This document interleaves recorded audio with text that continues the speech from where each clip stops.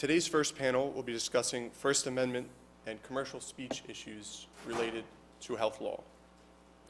It is my distinct pleasure to introduce the moderator for the first panel of the day, Professor Kathleen Hoke. Professor Hoke is a law school professor, director of the Network for Public Health Law, Eastern Region, and director of the Legal Resource Center for Public Health Policy at the University of Maryland Carey School of Law. Under Professor Hoke's direction, the network's Eastern Region deliverables have focused on environmental health, food safety, and injury prevention. Professor Hoke has prepared materials relating to hydrofracking, medical marijuana, and teen and older driving concerns. Through the center, Professor Hoke provides legal assistance to Maryland state and local health officials, legislatures, researchers, and organizations involved in tobacco control, preventing obesity, and preventing injury. Her recent work has focused on the development of sound policies to create smoke-free multi-unit housing, regulation of electronic cigarettes, school-based nutrition policies to improve children's health, laws to protect cyclists and pedestrians from injury, and legislation to prevent injury by requiring all vehicle occupants to wear seatbelts. Professor Hoke teaches the Public Health Law Clinic, through which she engages law students in both the network and the center. She graduated as a member of the Order of the Coif from the University of Maryland School of Law in 1992, completed a clerkship with the Honorable Lawrence Radowski of the Maryland Court of Appeals, served as an assistant state's attorney and a special assistant to the Attorney General prior to joining the faculty at Maryland Carey.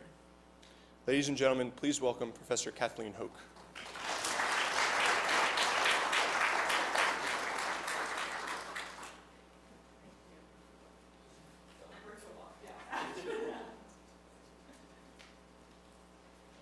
Good morning, everyone.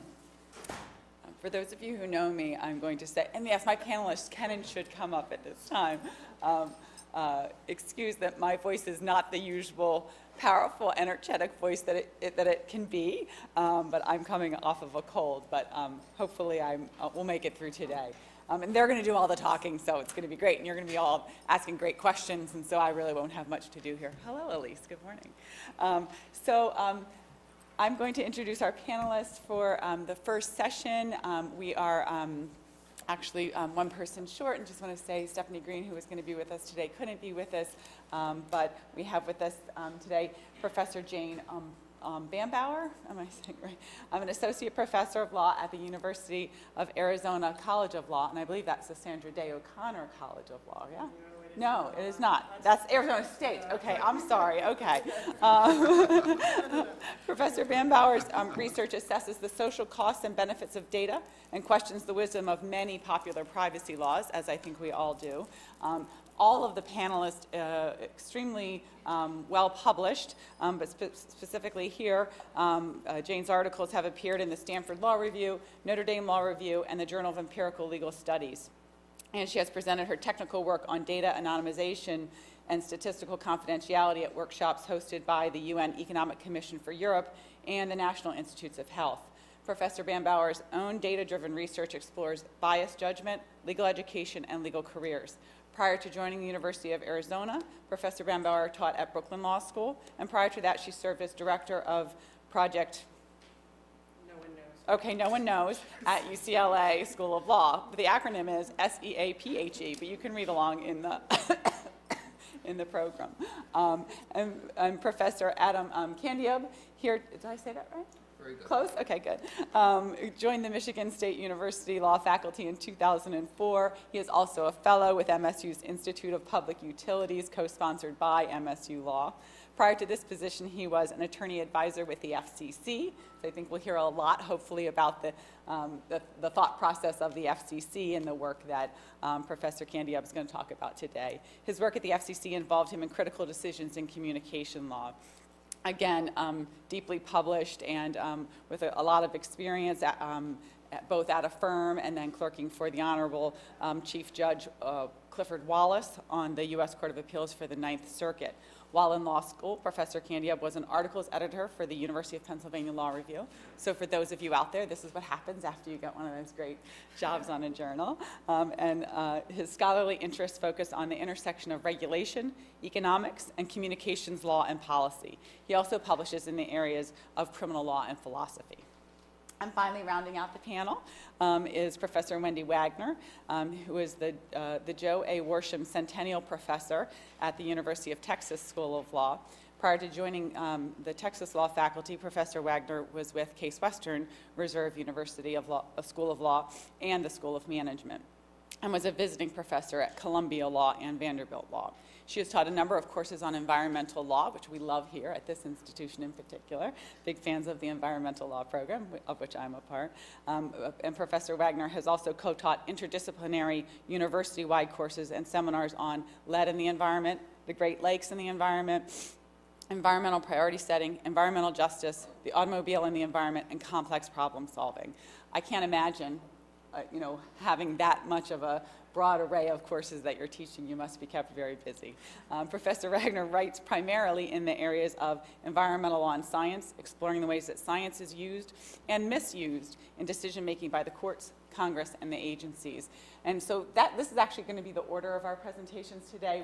We had a little bit of email exchange that the alphabetical order ended up working, and so we're going to do it in that order in part. So Jane's going to introduce us to some of the concepts for the panel with a specific focus on the terms false and misleading, and how the FDA and the FTC might be misusing or misapplying or just maybe not doing the best job they could at applying those principles. And then Adam is actually going to take us down what I think is going to be an interesting futuristic path of looking at some of the uses of the FDA's regulation of mobile medical applications and social media, as well as taking us to the scary future of 3D printing of pharmaceuticals, which I don't even really understand. So hopefully he'll at least give us. Wendy's like, I don't either. So, and then Wendy will round things out to really bring us back to talking about how we should be looking at the science that forms the evidence base for good decision-making, policy decision-making, and legal decision-making. So on that note, I'm going to turn things over to Jane, and I hope that you all will be writing down questions that you have for the panel to make my job again easier at the end of the day. So on that, Jane. Let's see, so I have some slides. There you are, right there. Not that you couldn't have done this yourself. That's okay. As a good... Then I'm wondering, do we control the... Oh, okay. There we go. All right. Okay, so thank you very much, Kathy. Well, big data is the new Hustler magazine. It's a terribly unpopular champion of free speech rights, but like the unpopular champions that came before it, it's helping us understand whether and when the First Amendment should disrupt completely well-meaning, even perhaps irrational regulations of speech. So I'm going to focus on one particular doctrinal expansion that Big Pharma is helping to bring about, and it has to do with, as Kathy said, the boundary of commercial speech protection. So according to the Central Hudson test, commercial speech receives constitutional protection only if the commercial statement is not false or misleading. Recent events and cases suggest that the courts might not defer as much as they once did to public health regulators to define which types of speech are false or misleading. So this isn't a welcome development by any stretch of the imagination for public health and the consumer protection community, but I hope I can convince you today that it's a very worthwhile debate to be having. Because when it comes to scientific claims and statements about the predicted health effects of various foods and drugs, the scientific process is quite messy and tentative and error-prone. And so the traditional First Amendment frameworks for separating or for even thinking about these concepts don't fit well. Although scientific claims are factual in nature, they are not verifiable, and so they aren't really facts in that sense. They're contested and never conclusively proved at all. However, factual claims also aren't subjective opinion either. So the falsity doctrine does deserve some pressing and some challenging and deserves to be analyzed with more care than it has in the past. So I'm going to start with a couple cases that provide two vignettes spaced several decades apart that help illustrate the problem. Okay, the first one is FTC versus the National Commission on Egg Nutrition. So for much of the American history, eggs were considered a very wholesome food, but their good standing began to drop a bit in the 1960s when health experts discovered that blood cholesterol level, I'm so used to teaching Fourth Amendment, I guess it's, blood cholesterol level was linked to cardiovascular disease. So the National Commission on Egg Nutrition, which is an industry nonprofit designed to prop up the egg industry, crafted a counter message. So their advertisements, like this one, claimed that there's no competent and reliable scientific evidence that eating eggs, even in a large quantity, increases the risk of heart disease. And in fact, that competent studies suggested just the opposite, that that avoiding eggs might be bad for you. The Federal Trade Commission did not agree. It believed that the egg industry's campaign violated the Unfair and Deceptive Practices Clause of the FTC Act because, and this is a quote from their brief, in truth and in fact, there is competent and reliable scientific evidence that eating eggs does increase the risk of heart attacks. So the Seventh Circuit ratified the Commission's findings without giving the First Amendment arguments much of a thought, and the Egg Council ads were permanently enjoined. So ever since, the FTC has enjoyed an authority to clean up the health claims of products with little serious constitutional challenge until recently. The Commission uses a speak first and substantiate later approach. So a company has to be prepared to substantiate any specific scientific claim that they make, and the FTC gives some guidance on what types of evidence they expect in terms of substantiation. So here are a couple other examples just to give you a sense. So these are recent ads that were challenged by the FTC and removed. So this cream promises to slim your legs or something, or your whole body maybe. And then POM, this actually led to significant litigation, and the DC Circuit just recently, just this year, sided with the FTC, finding that these ads claiming that drinking POM every day, POM Wonderful pomegranate juice every day, has specific health effects like reducing the chance of heart attack by 30%, that this ad campaign too was not supported by the evidence. The FDA also uses its authority to screen out bogus scientific claims, but at least for prescription drugs, they use a substantiate first, speak after approach. So a drug manufacturer can't promote the drug for treatment of any condition other than the ones for which the drug was approved either in its initial application or through its supplemental applications to the FDA. All right, so that brings us to Caronia, the second vignette that I wanted to give you. The Caronia case suggests that the FDA's approach, and perhaps even the FTC's, may be on some shaky ground. So in Caronia, a pharmaceutical detailer, Mr. Caronia, he was pushing Xyrem, a drug called Xyrem. It had been approved for the treatment of narcolepsy, but he was suggesting to doctors that they use it for off-label purposes, like the treatment of restless leg syndrome. And so when asked by an undercover FDA agent who was posing as an interested doctor whether Xyrem was effective for these other purposes, Mr. Caronia said that yes, other doctors had used it for these purposes very successfully. He probably exaggerated the actual track record of the doctor's use and diminished the health risks. So the FDA prosecuted Caronia and the manufacturer for mislabeling was the technical prosecution, that they were selling a drug that wasn't labeled or approved for the purposes for which they were promoting the drug. So the case can be understood two ways, using a speech view or using a more sort of modern regulatory state view. And the Second Circuit very clearly took a speech view. They looked incisively at the regulation that suppressed the speech and analyzed it without respect for the greater context of the regulatory landscape. So Caronia, in this case, was convicted for saying something that the FDA never even alleged or showed was false. So unless the court intervened here, the FDA would be free to prosecute detailers for giving perfectly accurate information to doctors about off-label uses of these drugs. So viewed as a regulation of speech, this does look quite crazy, right? So the only speaker who can't tell a doctor about information about off-label prescribing is a manufacturer. Now, of course, the pharmaceutical manufacturer has a profit motive, but they're also likely to know much more than anyone else about how doctors are actually using the drug and to what success rate. So the FDA lost this case. But even so, the question of First Amendment coverage is not actually well settled by Caronia. Because assuming pharmaceutical detailers are engaging in commercial speech, which is probably a fair assumption, that speech still only receives protection if it's truthful and not misleading. So the Second Circuit sort of glossed over this prerequisite because they assumed, without a whole lot of analysis, that Caronia's speech actually was truthful. The FDA might be able to cure this defect in their argument by alleging in the future that promotion of a drug for off-label purposes is inherently misleading, possibly even false, since the drug hasn't been vetted by the FDA for the purpose for which it's being promoted. So they can use their own standards for drug approval in order to define what the truth is, and then that way their regulation will automatically fall outside the boundaries of First Amendment protection.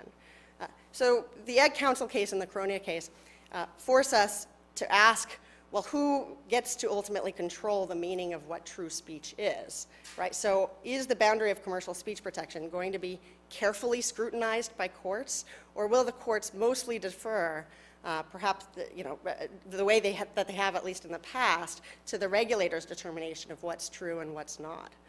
So the irony in these two cases, though, is that the losers of both cases probably had the better argument for accuracy here. Caronia had very little evidence that the drug was effective for these off-label purposes like restless leg syndrome, and chances are good that a drug that isn't well tested is probably not effective. Even well-tested drugs actually are very often not effective at high rates, at least. And since the drug had common side effects, he probably didn't have the science on his side. But the Ed Council was completely right. When the FTC decided to censor the Ed Council ads, it relied on an assumption, which it called a fact in its briefing, that high cholesterol foods cause high levels of cholesterol in the bloodstream. And this assumption has been completely dismantled in intervening decades. So high cholesterol foods don't cause cholesterol levels in the bloodstream to rise. The egg has wound up coming out looking pretty harmless and, in fact, helpful to overall health, just like the Egg Commission said. So you may think, though, at this point, well, the egg industry took a self-interested position that turned out to be true. This shouldn't stop consumer protection and public health agencies from trying to identify bogus health claims that are gumming up and polluting the consumer information environment. So on that basis, public health and many scholars actually have argued that the First Amendment shouldn't interfere with regulatory authorities in this space, because regulators offer an imperfect but best available wisdom on the validity of scientific claims. But I think this position tends to avoid First Amendment theory more than actually engaging with it. So I'd like to challenge the assumption that, on balance, a truth-seeking mission by regulators is an effective and desirable part of the regulatory state. So now, to be clear, I don't think that all regulation in this area should raise concerns. So in the prescription drug context, if a company promotes the ingestion of a chemical and it uses factual statements that are utterly devoid of any evidence, I think that should fall within the meaning of false and misleading, because we know from experience that even though the government doesn't know for sure about this particular claim, history's shown that chemicals are not likely to be effective, and in fact, they are likely to cause harm. So that default assumption seems quite safe. Beyond that, it's an awfully difficult question. So today, the FDA and the FTC are quite active gatekeepers. They use standards that at least as rigorous as academic journals do. So that is, they require at least a well-controlled study with enough power to get statistical significance. More often, they actually require double-blind clinical trials if the claim is specific enough. So are these standards, the absence of a clinical trial, is that the appropriate definition of what it means to be false for First Amendment purposes? So my tentative conclusion is that although the FDA and the FTC should have leeway to regulate scientific claims, the standards currently used are probably too rigorous. So I think this for a few reasons. First of all, they reject too much information. So placebo-controlled double-blind experiments are great for journals. They should be holding the bar nice and high. But when it comes to doctors and consumers who have to actually make decisions at critical moments, it could be that subpar science is better than having no science at all. Second, the standards also have the opposite problem, that they place also too much faith in traditional scientific conventions. So I'm concerned too that public health agencies are actually training the public to think that if a claim meets their standards, that this is tantamount to truth and can be trusted fully. But science is messy and error-prone, as I've said a couple times already. And we can get the sense of this just by considering that 5% gold standard for statistical significance, right? So as soon as you take 15 studies that are significant at the 5% level, chances are that one of those results is actually the product of random noise.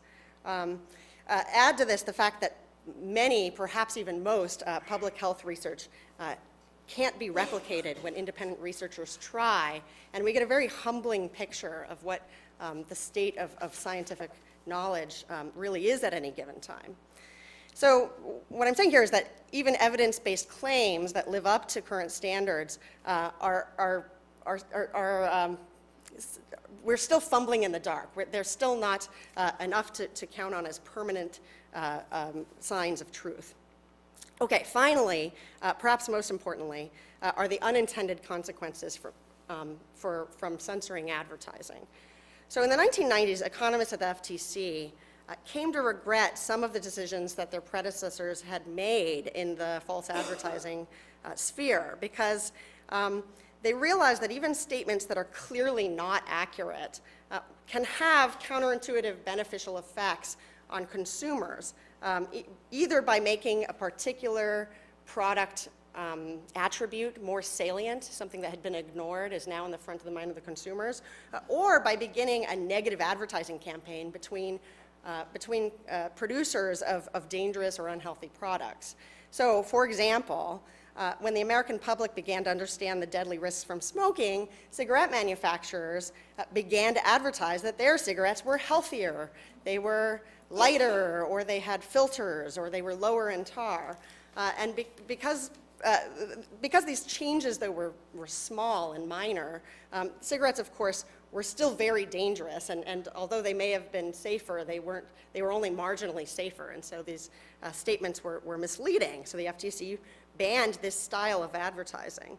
So this seems straightforward enough, but the effect was for advertisers to stop the vicious negative attacks that had kept consumers thinking about health and to go back to a softer and more nostalgic form of advertising. And indeed, in the US, cigarette sales picked up for some time after the FTC had initiated their ban on these types of scientific claims. So I wonder if something similar might happen with Palm Wonderful. So, you know, one thing that even wrong health claims do is that they keep consumers thinking about their health. And I also question the FTC's and the FDA's approach to penalizing precise claims more than imprecise ones. So it's not that I think that Palm Wonderful's ads were reporting good science. They cherry-picked their results.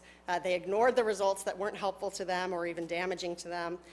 It's not good science. But I'm not sure that their precise and unqualified statements are any worse for the consumer than the sense that some brands try to give you that they're healthy and that they, you know, words like organic and comforting pictures of farms, right? So this cereal, this brand of cereal, for example, contains more than twice the amount of sugar.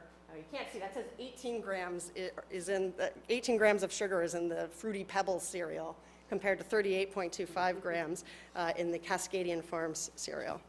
So another part of the unintended consequences is that regulators tend to overestimate the harms from advertising. So commercial speech is undoubtedly self-interested and biased for that reason.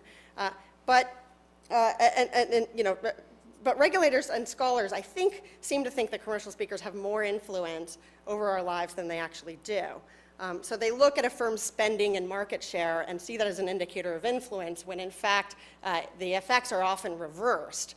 Let me go back for a minute to the cigarette advertising example, because countries around the world have been experimenting with regulating cigarette ads, and we have now a sort of quasi-natural experiment on the effects of advertising because of that.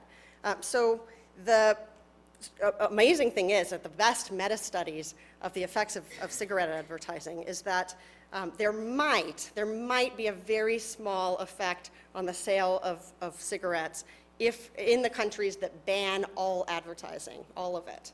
For anything less than a complete ban, there's no effect in sales. This doesn't mean that the regulations have no effect at all. Cigarette companies don't like them, but that's because they want to compete over over market share. It seems to not have actually much effect on purchasing decisions. Okay, so also let's compare, though, commercial speakers to the influence that some other people have in our lives. So people in the media, even doctors, can give utterly crap, unscientific advice about what we should eat, and their statements are untouchable, right? So even though the harms are completely foreseeable and well proven, claims against Dr. Atkins have not gone well. Friends and family also get to give us terrible advice, right? Now, you might argue that these comparisons, though, aren't fair because the media and our friends have the highest level of First Amendment protection, and that's fair enough. So maybe to give a sense of the government's priorities, we ought to be considering statements that the government itself is making without much concern for the scientific rigor of the evidence that supports it. So we've already talked about eggs. It may surprise you to learn, though, that the USDA is still making health advisories against eggs and other high cholesterol foods on the basis of the debunked science. Or remember this goodie, remember this advice to eat lots and lots of bread, right? That wasn't overhauled until the Obama administration. My favorite example is salt, too, that the FDA encourages labeling low-sodium foods, even though there's a growing body of evidence finding that, except in very high or very low quantities, sodium does not affect our health.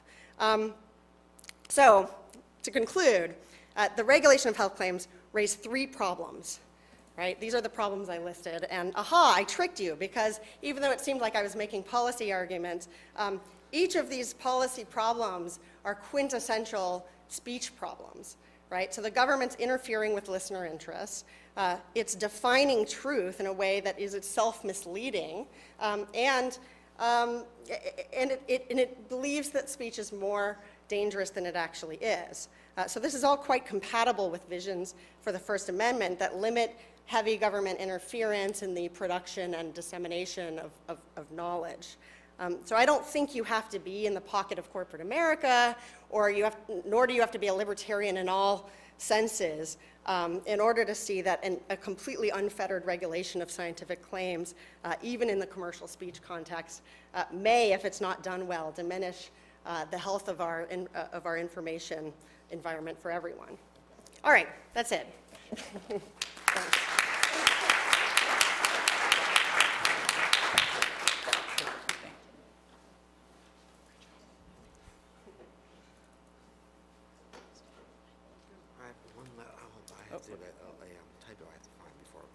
Okay.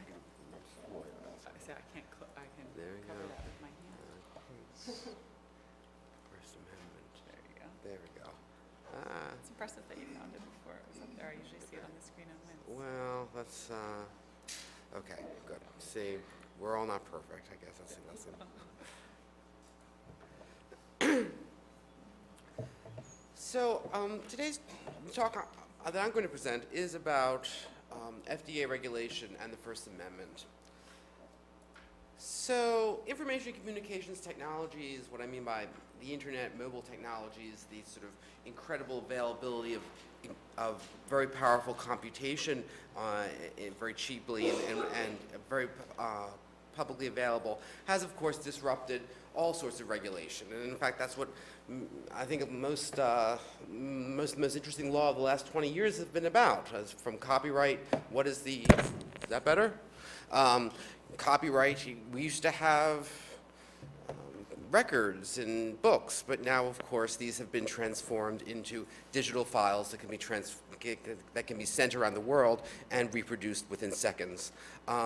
We used to have point of sale and sales tax, but then, of course, the internet and Amazon challenged that. There used to be things that local obscenity laws, but of course internet pornography and the availability of pictures anywhere you are sort of undermine the community standards basis on which obscenity law was based. And we're seeing the same phenomena in a lot of what the FDA does, what the Federal Drug Administration does.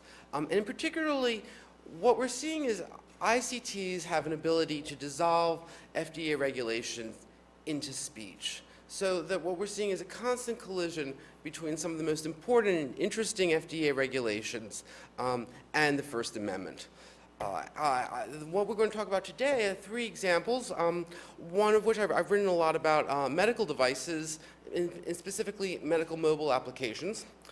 Second, advertisement and labeling, and showing how social media disrupts the assumptions that underlie a lot of the FDA advertisement regulation. And finally, I will touch on something that truly is futuristic, but the futures here are often quicker than we think, which is 3D printing and the manufacture of pharmaceuticals.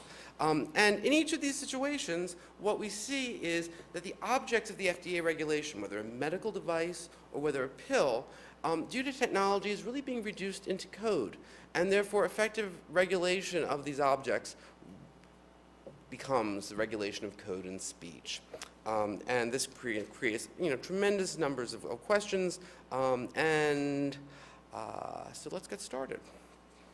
Oh, last. So before we get started, one more slide.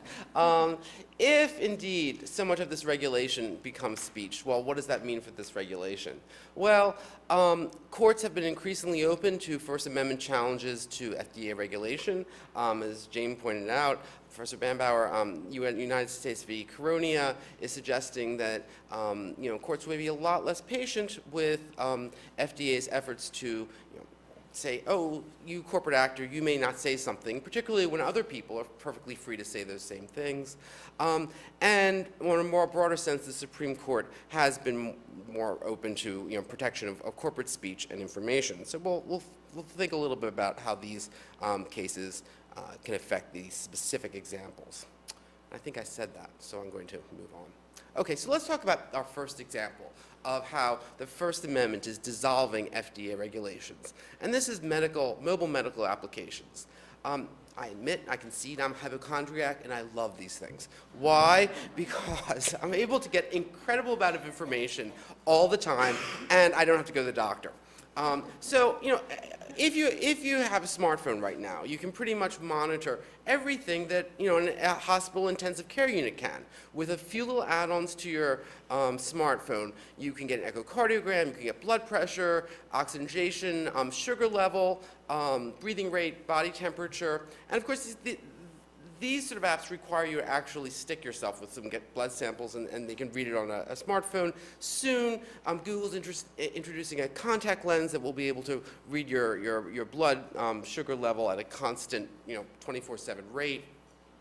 Dr. Mole uses an iPhone camera to diagnose skin cancer. SpiroSmart allows asthmatics to measure lung functions by blowing on their iPhone, etc. Oh, UCheck allows you to check your own urine using your smartphone. You don't pee on the smartphone. You actually just use a piece of paper, and it's able to change color. So, and the future, this is not publicly available, it's still experimental, but there's certain apps where you download the app, you walk around with it, and it can diagnose Parkinson's disease by the differences in your gait. So this is a new frontier, and it's not just real cool, neat stuff.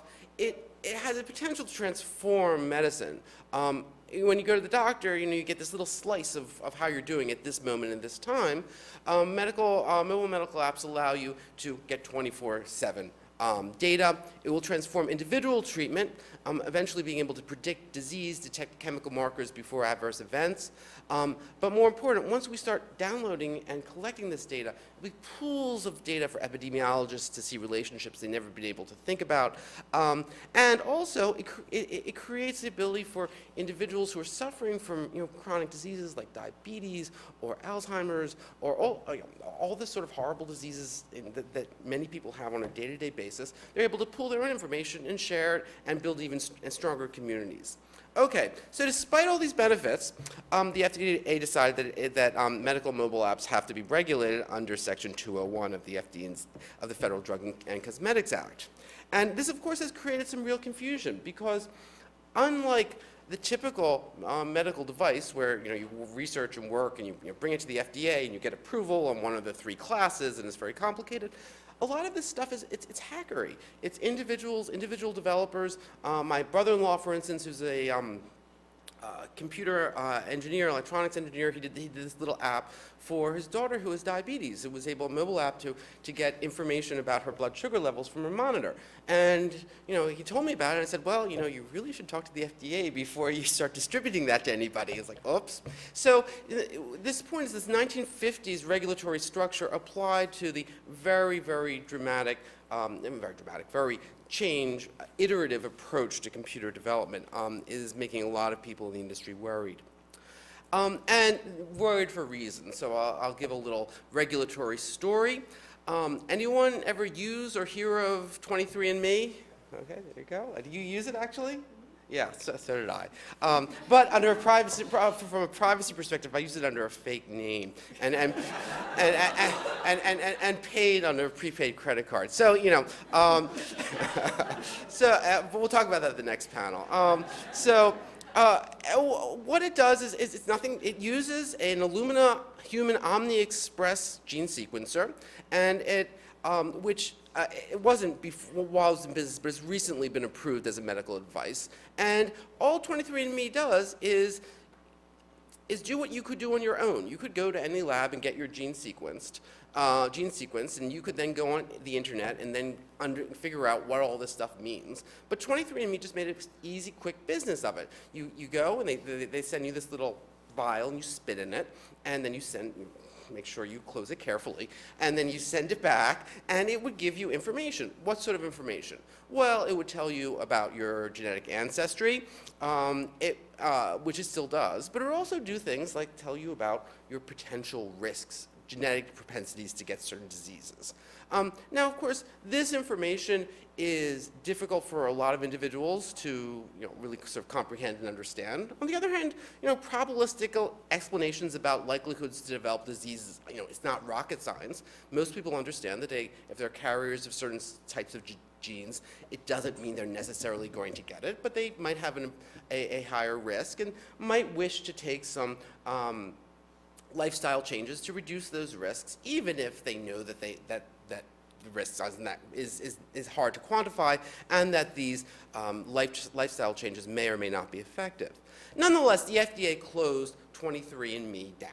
Said, look, you cannot give medical advice. You are a medical device. You cannot give medical advice because you are a medical device. Now, exactly what the device wasn't really clear from the FDA's letter. Apparently, it wasn't the gene sequencer, it was really the whole process of providing information and then giving information that somehow made it a device.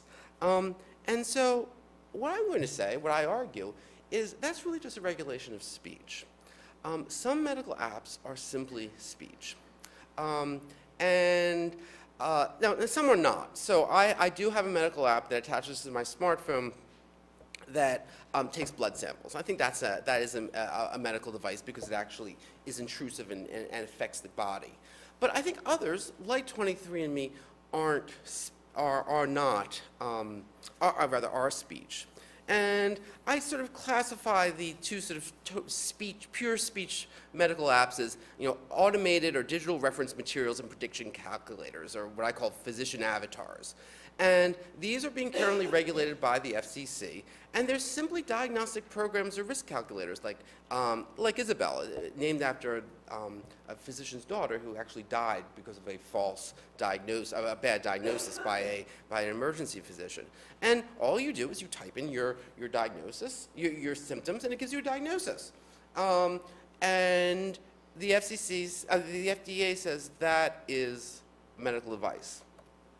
At the very most, it could be the practice of medicine, but it's not a medical device, it's speech. I'm giving my view about what your symptoms are. I think the next step, which I also believe is pretty much pure speech, is what I would call non-invasive measurement applications. So things that, where instruments just read information that your body is giving off, like your heartbeat, your blood pressure, glucose using a contact lens, brainwaves, your breath, your pee, and that if it simply reads these signals, I would argue that is pretty much speech as well. There's nothing invasive going on in the body, and we can talk about the statutory definitions if you really want to. I think that's kind of boring for this sort of presentation, but love to talk about it if you want. Okay, so if it's speech, the next question, well, is it protected speech? And this is where it gets kind of interesting. So if a physician were to do these things and say, Professor Bambauer, you look a little peaked, maybe you should have some more vitamins or whatever, that would not be protected speech because it would be the practice of medicine and you have to get permission from your state to do that. But the FDA is prohibited by statute from regulating medicine. It's like the interest groups in collision. So the FDA is prohibited to getting on the doctor's turf. So what the FDA is doing is not the regulation of medicine, it's the regulation of medical devices. And if these medical devices are speech, then I think the First Amendment, essentially comes in and says, look, this is a strict scrutiny, certainly for what I would call physician avatars, because what really are they? They're books. They're interactive books. I mean, they're just a quicker version than going to the physician's. Everyone have well, as a hypochondriac, I used to have a physician handbook reference, but I no longer do. It's just this book that, doctors would, that's where they get all their information generally. And you can do it too. But that's what these physician avatars are. They're the same thing. They're just faster and easier. And we can go through the details of the First Amendment analysis if you're interested, but it's the same with, I would think, non-invasive measurement applications. So certainly me breathing on a cell phone is as expressive as nude dancing, and therefore I probably should receive some sort of intermediate scrutiny. I think that the benefits of mobile medical applications are significant to counter any government concern on that part. Okay, so let's move on from medical applications, from mobile medical apps to drug advertisements. My second example. So, as was mentioned by Professor Bambauer, the FDA regulates labeling and includes in a very broad definition of labeling to include advertisements, and it defines in its regulations what an advertisement is. Published journals, magazines, periodicals, and newspapers, and advertisements broadcast through media such as radio, television, and telephone communication systems. Okay, that is an advertisement as we understand it in sort of the pre-internet world. There are these discrete little things. They're nice objects of regulation. But social media has changed that. So what happens when a drug company hosts an internet forum and third parties start posting on that? Does the drug company have an obligation to engage in certain conversations?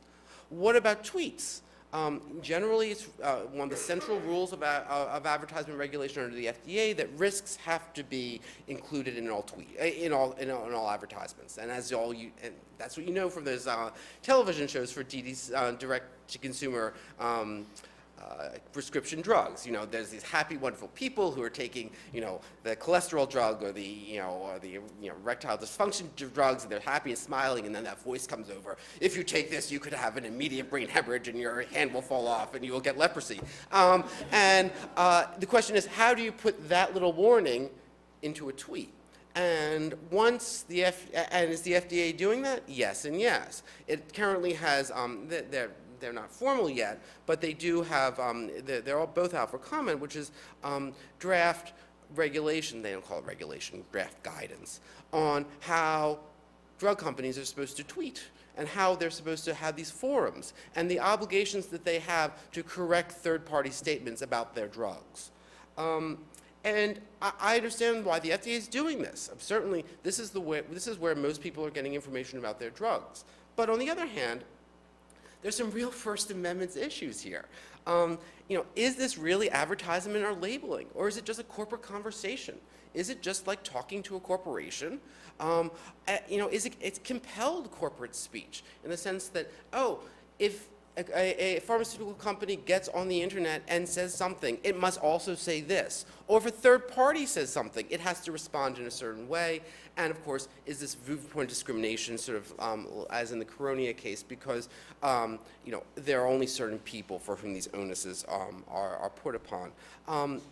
Finally, I'll conclude with something I think incredibly cool, and this is in the future as far as a consumer item, but it may be here sooner than we think. So everyone knows what 3D printing is, yes, and generally the idea is that well, we're not sure what the idea is. Certainly plastics, toys, all sorts of consumer items. Already, you can actually buy on the internet a 3D printer that will make little toys for your children and Legos and things like that. And people are beginning to work for commercial applications at MSU, where I'm working with some students at our IP clinic who are doing, and I'm not violating any client confidentiality. There's little tabs at the back of remote controls that you always come off and lose. Wouldn't that be great if you could make your own? And yeah, so that's the sort of thing that 3D printing is doing right now.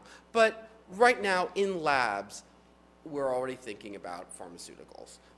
They're in research labs throughout the country, people are producing drugs. And now, I don't know if these types of 3D printers will be available on a consumer level. I don't know when, but they very well could. Certainly if they develop printers with sufficiently sort of universal parts that can work with virtually any sort of device, it may be that these sort of devices will be sitting in people's living rooms. If that's the case, then anyone can produce any sort of drug they want. Any effective FDA regulation will depend upon controlling the transfer of the code that produces these drugs, which will be regulation of speech. Now, of course, computer code is not always protected, and we can talk about whether or not it would, what sort of scrutiny, if any, it would receive. But that's the direction we're likely going. It's really sort of the ultimate example of how ICT can sort of dissolve the categories of FDA regulation. So, in conclusion. ICTs are transforming the objects of FDA regulation. They're making it into speech. That would make virtually, so much of what it does into a First Amendment issue. Something that we're already seeing, and maybe it might mean, we should rethink the FDA's command and control approach and move toward a more sort of informational type of regulation. Thank you very much.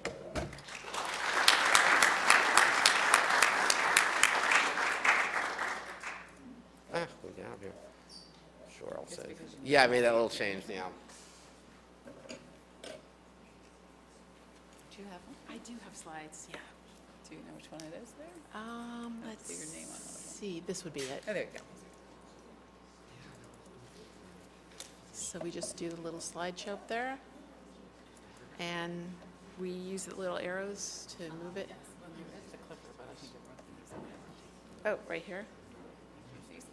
Go forward. Oh, okay. Yeah. I'm afraid I'm the designated sourpuss on this panel. So, or at least the bookend. I'm not a First Amendment scholar. My specialization, as Professor Hoke indicated, is public health and environmental law.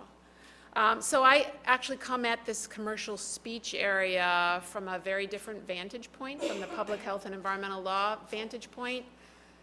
And from that perspective, based on what we know about public health research, I find the commercial speech jurisprudence very baffling. Statements like this that are drawn from the Sorrell case that's already been mentioned, the idea that more information is better in the marketplace, when it's applied to esoteric public health claims, seems alarmingly naive. The naivete isn't just an academic concern either. It's possible, if we're relying on the open market and consumers to sort the good from the bad in terms of the marketplace, there could be some pretty significant public health dangers in the interim.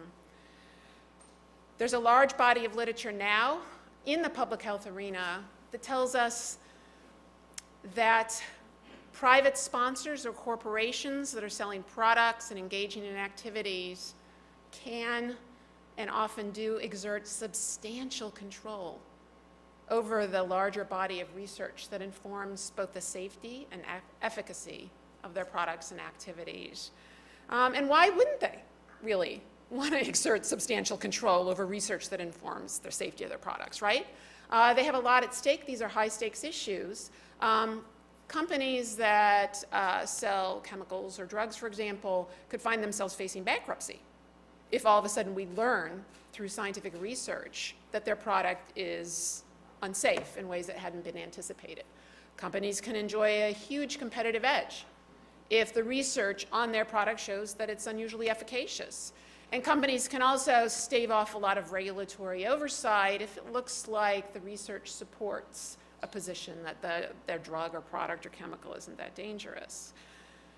There's a growing body of literature that also shows that the private sponsored research on these topics sometimes is misleading and sometimes it's wrong, that finding the flaws in this research is difficult and it's deeply hidden in the research, and that some of this scientific research sponsored by private entities also can make its way through the peer review process and end up in the scientific journals. And ironically, in fact, while private corporate sponsors now do enjoy some First Amendment protections for their public health claims, at the same time, they can turn around and suppress scientists working for them or that they've hired. They can harass and intimidate scientists doing unwelcome research, all that pretty much outside the reach of the First Amendment because they're private entities engage this kind of conduct. So I told you I was going to be a sourpuss. It seems to me, at least from what I can tell of the case law, that the court's commercial speech jurisprudence ignores these realities that we are learning about private health research. The core assumptions that run through these cases, the idea that more information is better and that consumers can sort out the good from the bad in the market, also a presumption of truthfulness for private corporate claims and expecting the government to prove it false. These kind of core assumptions actually run against pretty much everything we know about public health research. So I argue, without knowing exactly what I want, for a new and improved commercial speech jurisprudence. I don't know what it would look like, but it would take some of these realities, some of these well-documented features of private health research seriously in coming up with an improved jurisprudence. So what I'll do in this talk, I'll give a very quick backdrop on public health science and the government's role, and then I'll spend most of it just talking about the role and what we know about private sponsorship of public health research, and then close out with a couple questions that at least I have with regard to the First Amendment and the case law that's developed. So science, loosely defined, and I think Jane did a great job, obviously is an important ingredient to public health regulation. Public health regulators depend heavily on science, in fact, to understand the safety and efficacy of drugs and chemicals and products. But out of necessity, a lot of the science that informs public health regulation actually comes from the private sector. So in this graph, the top line is actually the total research. The red line, if you can see the colors there, is private sponsored research. The line below it is blue. About 2/3 of what we know about products and activities out there come from the private sector. We depend on the private sector for a lot of the research on public health, and we need to. We don't have that much money in the federal government to run a lot of the studies about the safety of chemicals and drugs and other products.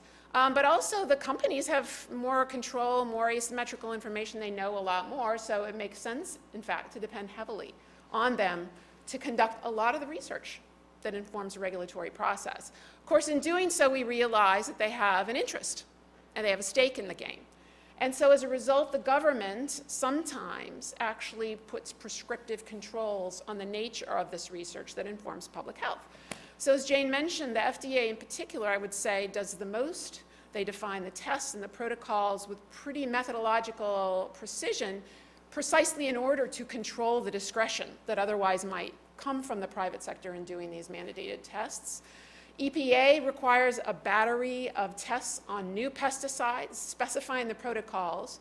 But even in these cases of EPA and FDA, they can't prescribe all the protocols in advance, and so some discretion often is left the sponsors in certain situations. A whole lot of other areas of public health regulation in government, OSHA and other aspects of EPA, even some aspects of FTC, in those areas, the government simply isn't providing a lot of rigid protocols. So instead, we really default to the private sponsors' discretion in what they want to do. And it's there, I think, in that window where we don't have a lot of governmental control on the quality and the methods and the protocols that are used, that we start to see some problems in private sponsorship of research. So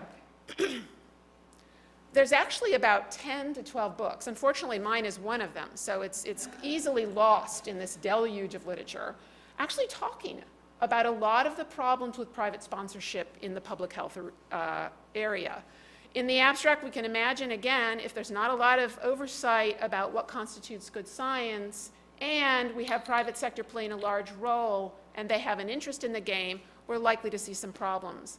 A lot of the literature documents a variety of problems. I'm going to highlight 3 that I think are particularly relevant in thinking about the commercial speech area. First, if you're a private sector entity and you have an interest or a stake in the research that you're doing, one way to make sure that that research isn't going to undermine your profitability or your liability is to conduct the research with the ends in mind. You start with roughly what you want to find, and then you can work backwards. And it turns out it's actually pretty easy to do this in studies that aren't constrained.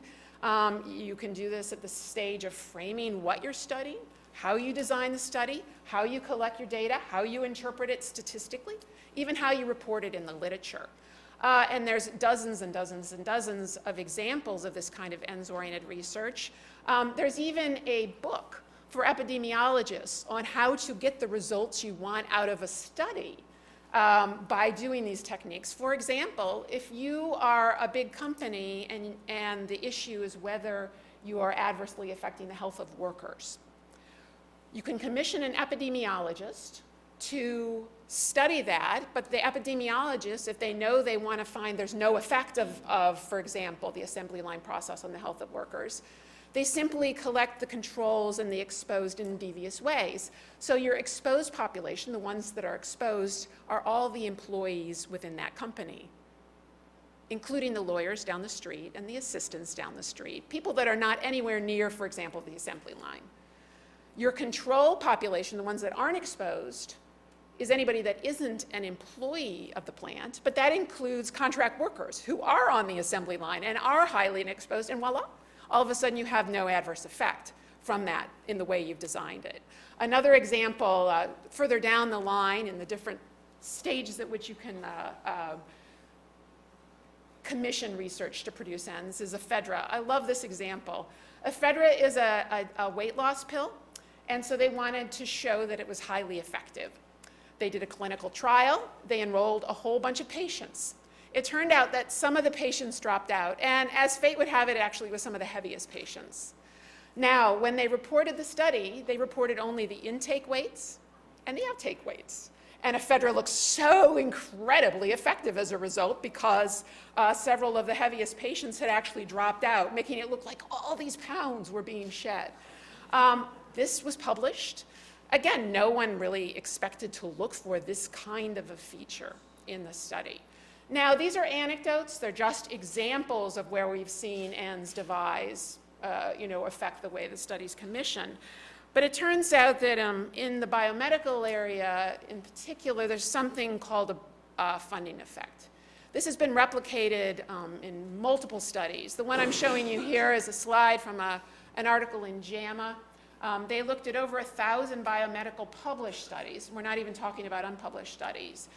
And they looked at studies that had absolutely no private sector funding and studies that did. They found a very strong statistical correlation between the studies that were funded by a private sponsor and the results that favored that sponsor as compared to studies that were done without that kind of private sector involvement. And so the dotted line down the middle is what you'd expect if everything was neutral, and it was a very strong statistical hit. As I mentioned, it's been replicated in a number of areas, and the funding effect now is well established, telling us at the aggregate level that private sector funding actually does affect the reliability at the aggregate level of the resulting studies. So if it turns out that you try to do ends-oriented research and it doesn't pan out, or even if it does, another technique, well-known, one that lawyers love, is suppressing, okay? So you start to have studies that you are in control of, you financed, and it's not news you wanted. What do? You deep six it. So non-disclosure contracts are a pretty common clause for employees of corporations. Of course, we have trade secrets and a whole bunch of reasons. We don't want employees after they leave the employment to go talking about things. But they certainly can be used to hush bad research in-house. And also, they're frequently used with academic researchers who are commissioned to do research for the company through various contracts. This is a particular case that was written up in JAMA. It's hard to find these cases, obviously, because they're under non-disclosure contracts, but this was Betty Dong. She was actually a University of California researcher. She was hired to study the efficacy of a particular drug by Boots Pharmaceutical. She did study it and learned that the drug she was studying wasn't efficacious at all. It wasn't effective at all in ways that actually suggested some public health worries because the competitor was much more effective. She got her article accepted at JAMA, and they were all excited about this wonderful, robust study. And the manufacturer said, wait a minute, you signed a non-disclosure contract. You are not allowed to publish that, and if you do, we're going to sue you for millions of dollars for breach of contract. The University of California system said, ooh, there is a public policy exception to non-disclosure contracts, but the case law is not well worked out. We're not sure how this is going to play out, and they refused to back her in this particular case. Ultimately, it did surface. In fact, if we look at a lot of toxic tort cases, the one signature feature of them is suppression. In almost every single toxic tort case, mass toxic tort case, they found decades of scientific studies that had been suppressed by the manufacturers. We're even seeing now sealed settlements where future tort cases get settled, but the documents are all sealed. And at least in one case, it turned out, again, it was adverse information that the manufacturer was able to keep sealed through settlement. Now, how frequent are these efforts at suppression? Again, it's hard to know. It's suppression. A study done by Michelle Mello and colleagues that was published in the New England Journal of Medicine did a survey of university researchers saying, hey, how often do you sign contracts with non-disclosure clauses? How often does the sponsor enjoy the right to affect the way the study is done? This is a snapshot. I guess it's kind of hard to read. The bottom line, though, was in a lot of these university contracts with university researchers, the sponsor enjoys the right to own the data, to control the dissemination, and even to influence the study after the university researcher is done. So a second technique then is suppression. And what's ironic is, to the extent that it's the government that has to prove the falsity of corporate public health claims, this could be underlying those claims, this asymmetrical information that's very much hidden from view. So a third, and I'll rip through this relatively quickly, a third tactic that can be used to control the direction of the research. I think this is used much less frequently, but I think for lawyers in particular and scientists, it's really problematic. This is when independent researchers out there that you don't have contractual control over discover things, and it's not good. And it turns out there's lots of ways to harass, chill, and intimidate them so that they either back out of the research or at least they're delayed for years sometimes with regard to that unwelcome research. There's a surprising number of case studies using a surprisingly creative mix of legal provisions. Just to highlight a few, one of the poster children of this is Herbert Needleman. He discovered a strong statistical correlation between lead in blood and reduced IQ in children. The lead industry was not excited about this.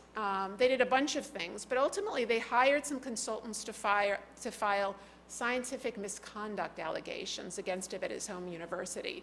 For whatever reason, the university took these allegations seriously. He went through months of a trial on scientific misconduct, was ultimately exonerated. His research has been replicated up the wazoo, and he's won a lot of awards since then, 20 years later. But during that period of time, it delayed his research about 2 to 3 years and certainly had a stigmatizing effect when you're sort of charged with scientific misconduct. Another story that didn't end quite as happily was Paul Fisher. He looked at the tobacco industry, which was a dangerous one to take on.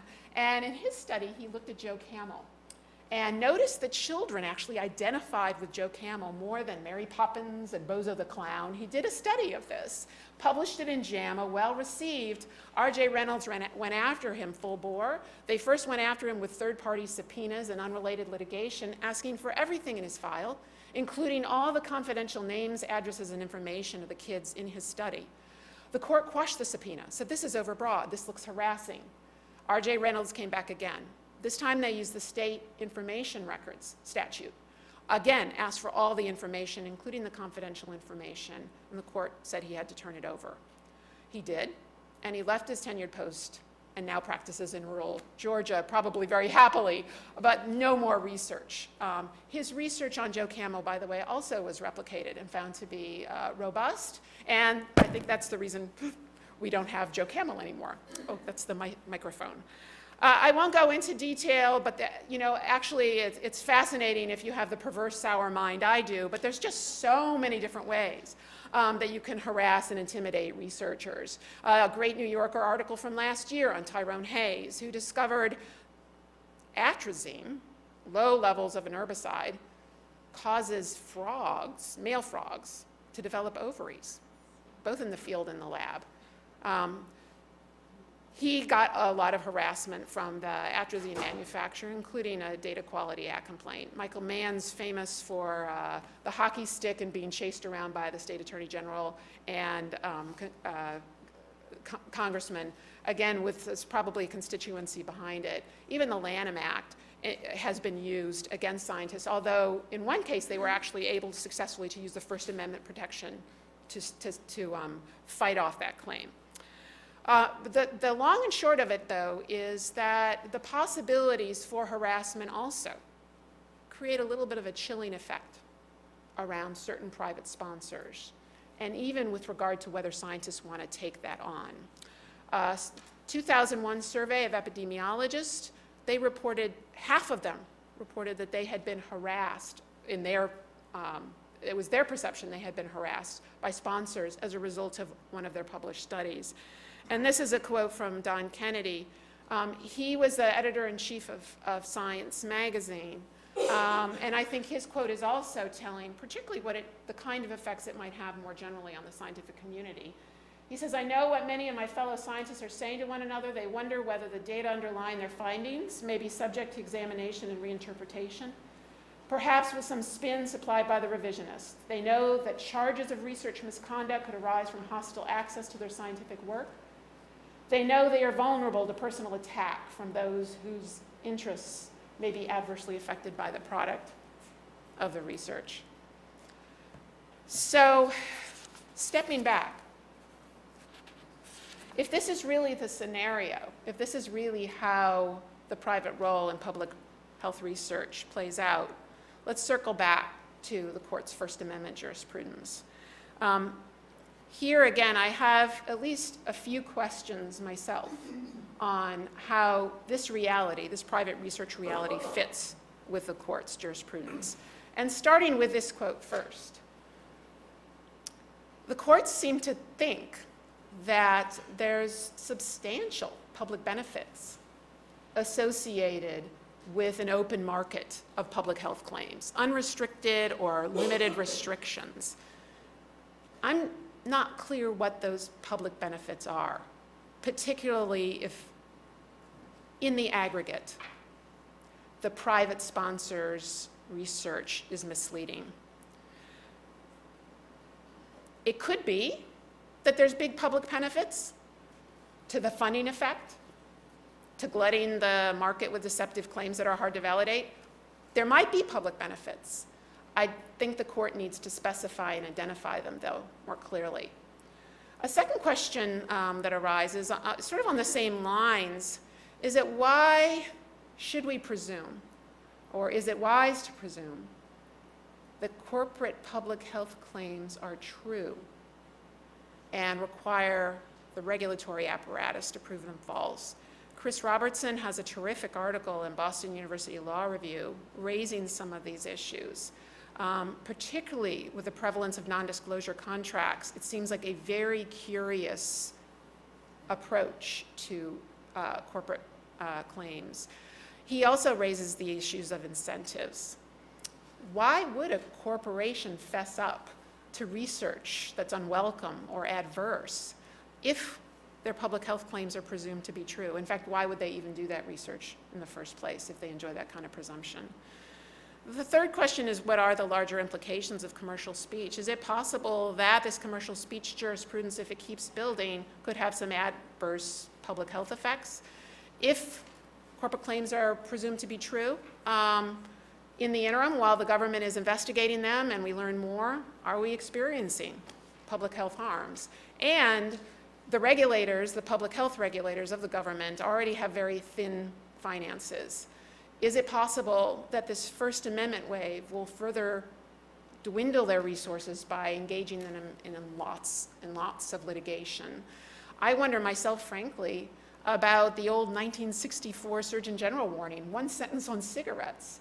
I wonder if that kind of a warning even could have been tying the government up in knots in litigation for years if the current commercial speech case law had been in effect back then. So in sum, I think we need to think about what we know in public health research and the role that the corporations have played when we think about how commercial speech jurisprudence should play out in the future. Thanks.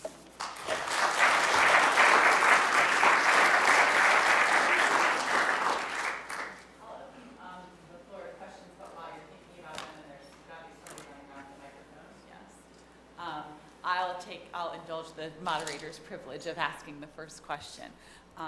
And so trying to tie together all three of you, what I wonder is, and I know from a regulatory perspective this is already the case, but from a First Amendment jurisprudence perspective, is there the possibility of, or what are your thoughts about a sliding scale of application of the First Amendment across the spectrum of products that we were just talking about? So medical, in the medical world, drugs and devices already receive a higher regulatory burden than almost any other product, and so should they be subject to a much more rigorous First Amendment standard as well? Food maybe comes next. We all need to eat it, so it's an important component of our life, and the impact of consuming food that's not appropriate or not healthful, can be particularly devastating to public health.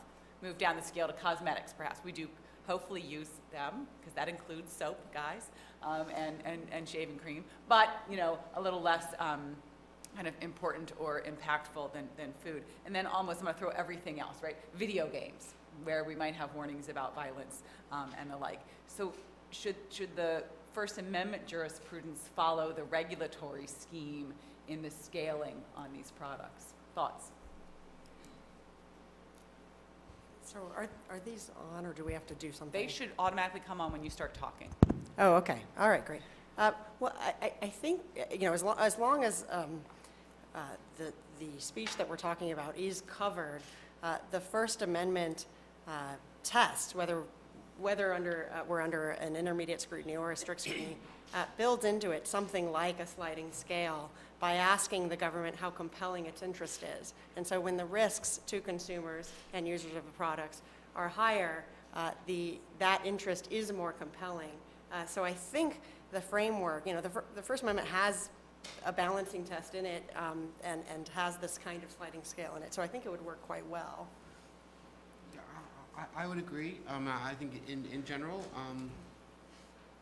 that, but even so, I mean, still, you know, information is still information, and that, you know, the First Amendment doesn't, you can't shout fire in a crowded theater, but you can still make claims about certain things, and that it's all part of the debate. I mean, I guess I would be not just a sourpuss, but a super sourpuss, in the sense that, you know, it's not just the corporate research that's biased, it's government research. I mean, a wonderful example is your eggs. I mean, for a generation, the Department of Agriculture has been telling people that they can't have cholesterol, and people have been eating many people, at least it's theorized, have been, you know, consuming more carbohydrates and sugars, possibly driving up diabetes. So, you know, there is, I would go back to, you know, Sorrell, that was the quotation that was put up there. You know, their biases in academia, their biases in government. The best thing is still more speech, not sliding scales. I would give the government much more berth when there's higher public health dangers. So as Jane suggested, you know, the more the public health risks, the more leeway I'd give the government. Obviously, from my talk, I would give the government a heck of a lot more leeway than the current case law gives it, but that's a sort of a different issue. You know what, if you don't mind. You may. I do think, though, that one thing coverage does, though, is force the government to not merely allege that there's a higher risk, but actually to come with some support. So one thing that sort of bothers me about the Palm Wonderful example, for example, is that we seem to have, it seems to me that the FTC has lost sight of the fact that it's now fighting about positive health effects and whether they are there or not. Drinking Palm Wonderful is not dangerous, right? And yet the standards that the FTC are applying, again, double-blind clinical trials on humans, is quite an onerous standard for something that's not actually dangerous to consume. Questions from the audience? Oh, we have one down here.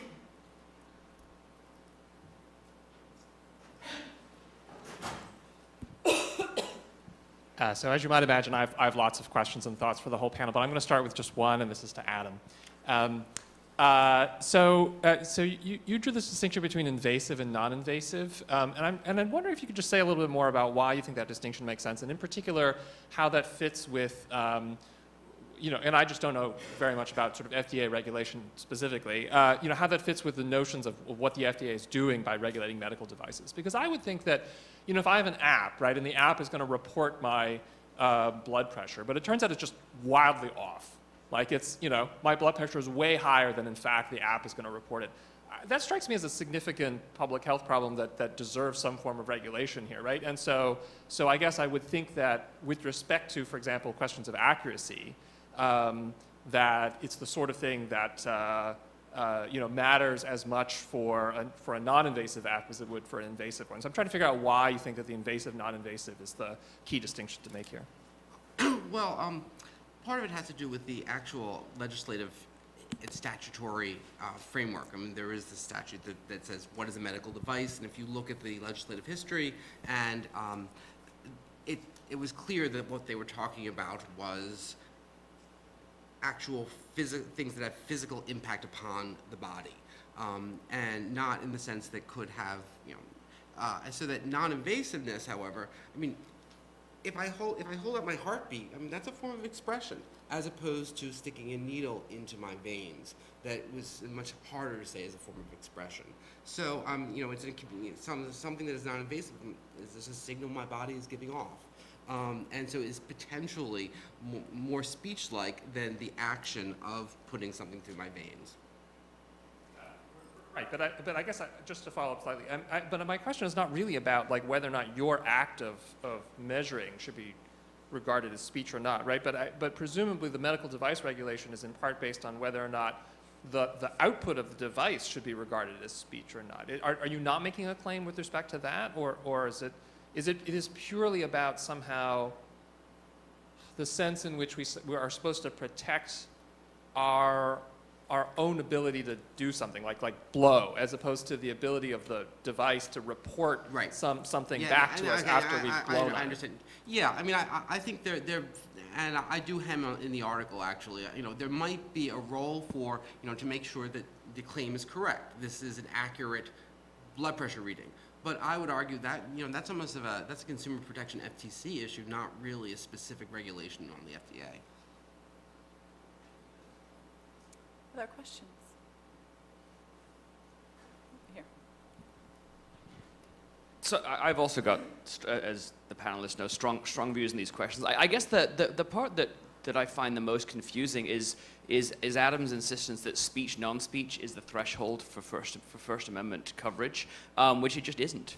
I mean, the First Amendment lawyers have sort of slipped into a lazy shorthand of saying whether it's speech or not speech, to really mean, is this regulation by the government rather than the speechiness of the activity? Is the regulation by the government threatening to the values underlying the First Amendment? And I suppose the question that I would have is our democracy going to fail if we allow regulation here? I mean, are there stakes really that high that we need to insist upon sort of overbroad and dangerous reading and wooden readings of the First Amendment, particularly because, you know, there's a whole category of things we do with words that have never been thought to implicate any level of enhanced scrutiny. There's sort of and as I've written about, there's this implicit category, vast category, including much medical regulation of sort of rational basis First Amendment review. What's really at stake here, and why do we need the sort of the blunt force of the First Amendment here? To save us from disaster. So, I'll address you, Neil. We've done the dog and pony show. Might as well keep going. Yeah. So, I don't think that the test for First Amendment coverage can be if this regulation is enforced, will democracy immediately fail, right? And I don't take your question to be asking that, but is it touching on democratic values at all, which isn't, I don't think, is the only justification for the First Amendment, but it's clearly an important one. But I think even if we just stay within that framework, commercial speech regulation, which seems to many people to be so irrelevant to the ultimate questions of democracy, are not as unconnected as they might seem. So one of the original commercial speech cases had to do with displaying the prices of eyeglasses at optometry offices. And the justifications for striking down the regulation had a very economic tone that, you know, once prices could be displayed, consumers got, prices dropped and consumers were much better off. And so it might seem at first that this is really just an economic regulation that's being funneled through the First Amendment for convenience sake. But, you know, I have to tell you, so living in the state of Arizona, our legislature always does crazy things, and it's about to pass a law that would forbid anyone except for a physical retail optometry space to actually sell glasses and contacts. And so this is meant to protect clearly, it's meant to protect optometrists from companies like 1-800-CONTACTS. So on one hand, you might say, oh, look, they're going to get the same results using something other than speech. This only proves the point that the first case that I was describing is just really an economic regulation. But on the other hand, the commercial speech regulation allowed the government to give consumers this false impression that they were working in their benefit because they didn't want them to get confused or misled by pricing information, when in fact it was the result, pretty obvious, of lobbying of optometry offices. And so, so by forcing regulators to go to the ultimate goal of what they're trying to accomplish, it really makes transparent who the interests are, you know, which interests they're serving. And so I do think that I mean, that's just one little example, but I think it's hard to find regulations of what people know and understand as being completely disconnected to ultimately how they feel, how they perceive their own government. And I'll take a even more sort of, I don't know, cyber utopian view. I think that at least certainly with mobile medical apps, I mean, I think we stand on the precipice of a tremendous change in the way medicine is done. And these huge seas of data that we'll be able to collect, the huge ability to monitor our own health, the ability to take charge of what we're doing is, I think, a tremendous gift. And that if you have to go to the FDA every time you change some sort of bit in your code or you add some hack, yeah, I think that, I mean, that touches on our most basic abilities as human beings to control our own bodies. And I also think that, yes, as a political matter, the First Amendment is necessary. What got me interested in this was actually an NPR story. I mean, how many law professors say that? Yeah, it's an NPR story. And it was about Dr. Mole. And Dr. Mole is this, I have the app if you want to see it. You know, you take a picture of your mole and it tells you whether it's carcinogenic. It used to. The FDA said they can't do that now. It just gives you these outputs and you can go to the internet and find out whether or not it's melanoma. So there were these dermatologists there, and they were saying, oh, Dr. Mole is terrible. We've done this test, and it only is accurate 75% of the time. Trained college board, not college board, what is it? The medical board trained dermatologists are right 95% of the time. So that's interesting. So I did some more research, and she was right, the dermatologist. However, your average GP is right 65% of the time, okay? Now, and you know, so you think about the benefits to public health, especially, and I'm being sexist, but for men, I mean, how many guys would go into the doctor, like, will you look at this? Okay, now you can all throw things at me. But yeah, there are differentials in our taste for going to doctors, and I think that a lot of people would prefer to stay at home and try Dr. Mole as opposed to going to the dermatologist. And so that the First Amendment is needed because I think there are interests out there who don't want Dr. Mole around because they want people waiting in their waiting rooms. So. Isn't that a policy question rather than, I mean, isn't that the kind of thing we should leave to the political process about the right way to do it, rather than having the First Amendment sort of come in externally and regulate for us? Well, you know, the First Amendment sets the groundwork for the political debate, and what I'm saying is that I think that these questions are political, and that there are people on the other side, and that therefore I think that's the purpose of it. Is to protect those interests, because we all know that due to, you know, essentially I would say the political economy of the way healthcare is provided in this country, you know, there are sort of interests that determine how it's being done, and that have an interest in suppressing the speech of patients, of suppressing the speech of people who are interested in health innovation who are outside of the medical community. And so that's the purpose of the First Amendment, is to protect those interests. Wendy, do you have anything to add before we pass the microphone over? I mean, I agree with the questioner. I really don't understand the arguments against scientific speed bumps for technologies or claims like this. I don't understand the benefits that we're getting without those. Well, I mean, many of the things that we're talking about are policy questions, but they're special policy questions because they happen to drift into the First Amendment, much like policy questions about guns happen to drift into the Second Amendment. And the First Amendment, I mean, it's not a recent development that the First Amendment has been interpreted to protect not only democratic interests, although again they're connected, but also information flows and what people know and understand and believe, freedom of thought, right? And so these are freedom of thought questions. Like it or not, they're freedom of thought questions.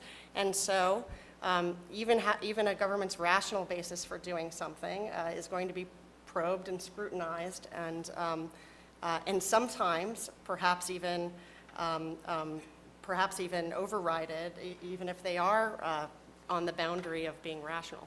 Yeah, and I will say that, you know, I don't always trust the speed bumps that you're talking about. I think that there, you know, academia and government research has its own biases. And that by putting one type of research, one type of approach to dealing with our problems on a pedestal, we just ignore the inherent biases and the errors that they have made for, you know, since their existence. And that, so there is no, you know, there's only discussion, and that's what the First Amendment is meant to protect. There is no truth. You know, I also think that we're overlooking a lot of speed bumps that are not taken for political reasons that should be. So, you know, doctors get to experiment on their patients with absolutely no oversight. I mean, virtually no oversight, especially with medical malpractice being reformed as it has. And, you know, at the very least, the federal government could at least require doctors to provide information to a central authority so that when they decide to prescribe off-label, for example, we get some information about what happens. Even that course, which would be, you know, maybe compelled speech, but in any case a much less core First Amendment question, has not been taken on. Much worse, you know, the government also can do much more in terms of traditional tort-like regulation, where once a harm is found or even potentially found, they can regulate the product itself or the service itself on the basis of the actual harm. So these are courses not taken because in many ways regulating speech is easier, and that's precisely the problem that I think the First Amendment is meant to push, you know, to protect against. Let's just move on to the next question. Okay, so the assumption in this question is that false facts don't actually advance free speech values. That's my assumption. I'm stating it, that it doesn't help us in our search for truth because they're false. Doesn't help us with our democratic self-government, same reason. And when we're dealing with corporations, autonomy interests are not implicated because they're for-profit corporations, not people. And the reason why we protect false facts in the non-commercial context is because we worry about chill. Right? Not because they have any inherent First Amendment value, but because we're worried we're going to chill information that does have First Amendment value. And again, I don't think that concern is present when you're dealing with commercial speech because we know companies are going to advertise and speak. It is in their they need to survive, they're going to do it. So that concern, that reason, general reason why we protect false facts in free speech are not present when we're talking about commercial. So then what it really comes down to, I think, is distrust of government. Do we trust the government to decide what is a false fact or not? And so for me, this question in this particular context is, who do I distrust more? Because it's true I don't totally trust my government, but I have to say, I trust even less for-profit corporations who have a huge history of deceptive practices and have an incredible incentive to lie, as opposed to the government, which of course is biased as well. But I don't think, and granted they might have made, you know, they might have made mistakes, but that's different making decisions based on the information you have at the time versus all these other kinds of things that for-profit corporations do. So I guess my question is, if I distrust corporations more than I do the government, that maybe this is an instant where First Amendment concerns are just not present in the same way they might be in other situations.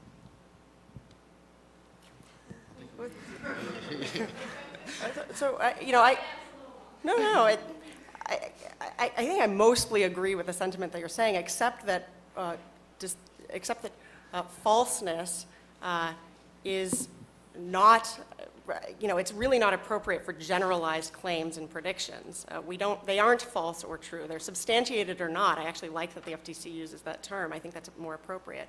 And so if you're worried about chilling effects in the other space, on verifiable claims, right, on claims that really are false or true, when private speakers speak them, I think that many of the things that motivate our worry about chilling effects there can apply just as well to statements of fact where a lot of research is done by independent companies, by private companies, and where the benefits to the public are clearly there when factual claims are in this sort of state of some sort of intermediate state between well substantiated and not substantiated at all. Yeah, and I will say that with medical apps, to use just that one example, it's not government speech, it's our speech. What it really is what regulation of those apps are doing are preventing citizens from gathering together, people who have communities about disease, of collecting their own data, of communicating about that. And so to me, it's not government speech when the FDA says, oh, that may be a class 2 type app that my brother-in-law is trying to distribute to other parents who have kids with diabetes. Oh, you really should get that, you have to go through the process to get it registered before you distribute it. That's not a restriction of government speech. That's not a restriction of private speech. That's a restriction on rather citizen speech. And that goes to my view about more general view about science is that I do believe in a data-driven age, individuals, populations will have a bigger say than scientific elites because they will be able to coordinate their own data and maybe even one day do their own experiments. I mean, that is utopian, but why should the FDA stand in the way of that progress? I totally agree with your question again, but just since it's come up before, distinguishing between corporate scientific research and government scientific research. Certainly the government is not perfect, and I didn't mean to throw them up on a pedestal, but the actual restrictions that apply to the two are distinct. So when corporations do self-interested research, they obviously have a conflict of interest that isn't present in the aggregate, most government researchers. I'm not aware of much, if any, government research that requires contracts that include non-disclosure clauses of federally funded researchers. Strong contrast to corporate research. Finally, government research, for all its warts, it tries to take the research that is produced and submit it to vigorous skepticism by the highest level of peers.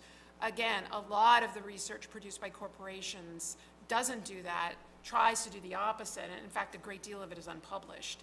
So even just looking at the methods of the ways that those two operate within science are dramatically different. It doesn't mean one's perfect and one's not, but it reinforces, I think, why we might not trust corporations for their scientific speech in the ways that we might trust government. I'm going to give the last question to my colleague, Danielle. And are we sure we have no students? We have a couple minutes, yes. Right, who have questions before I do? Okay, I want to nudge my students to ask questions, but if not, I will happily step in. So I think I'm going to build off of Felix and Neil. And Wendy, please never worry about being sort of a skeptic or a Scrooge, because I'm so with you when it comes to worries about private actors sort of suppressing or chilling speech. But so my question is, and I think, Adam, I don't want you to feel beat up upon, but the sort of assertion that information is information and thus, these apps. So I want to return to your brother-in-law's app, right? One that would, and so constructed by him, right? And you said you equated that what the output would be citizen speech, right? Essentially, and that knowledge is knowledge, and thus important to protect for all these free speech values. So let's just go back to the concern about accuracy, right? So the app, so created by a human being, your brother-in-law, right? We are depending on that app as parents of kids with type 1 diabetes to accurately gauge and assess what the continuous glucose monitor says, right? And those parents that are going to have those apps on the phones are going to rely on that. In the middle of the night, run in and sort of, they take very life-deciding, decisions based on that data, right? And so for me, that's just not information neutrally understood, that's truth-seeking. I mean, all the ways that I'll pick up where Caroline was, so I think gracefully talking about First Amendment values, right? That I just want to sort of, the notion of public health risks, right, are so profound. And I appreciate that, the sliding scale, Jane, that you were having us realize that, of course, we're going to, even with strict scrutiny, look to government's compelling interest in monitoring these apps. But in some respects, you were suggesting we shouldn't even have that sort of first go at the FDA. And I'm terrified over that idea, because it's not just information that's per se truthful consumer speech. It is, it is through the channel of the app, picking up what the CGM is allegedly saying, and could be completely inaccurate and terrifying for parents. I understand that, and I guess that goes back to Felix's So I'm point. so not a cyber utopian person, clearly. I guess there are two responses. One is sort of let me sidle out of that difficult question by by an unsatisfying answer, which goes back to Felix's point, which is, I mean, as right out of the paper, the moment, I mean, you have a signal out here, you have some reading, it's transferred somehow into, it's digitized, and then it's read, and it's given a reading. That progress, I'm fine with regulation. It's really the next progress, because the app that my brother-in-law built was really using an approved FDA device and then taking the information and then putting it, essentially using Wi-Fi to put it on the web. That's all he did.